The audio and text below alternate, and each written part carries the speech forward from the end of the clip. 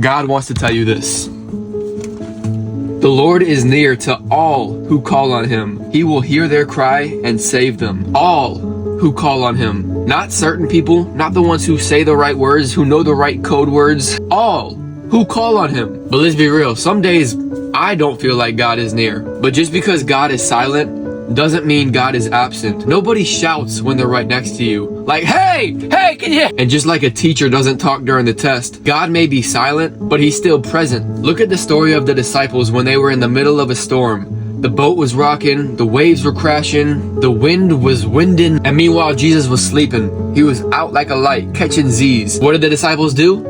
They called on Jesus. They started freaking out. They were like, Jesus, what are you doing? Sleeping in the storm. We need you, bruh. And Jesus was like,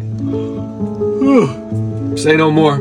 Peace. Be still. And he calmed the storm. Notice the storm didn't wake Jesus up. The disciples did. It wasn't the wind or the waves. It was their voice. And it still is today. When you call on Jesus, he will answer you. He will show up and he will calm your storm. And the disciples didn't call on Jesus with some fancy prayer like, oh Lord, if you graciously intervene in this moment, we will humbly submit ourselves to you. No. They said, Jesus, don't you care about us? We about to drown, bruh. Because God wants to meet you right where you're at. He can't meet you somewhere you're pretending to be. Look at when Peter was walking on water and then he started to sink because he took his focus off of Jesus. But when Peter called out, Lord, save me, Jesus didn't shame him. He reached his hand out, grabbed him, and picked him back up. God is a good father, and good fathers don't walk away when their kids fall.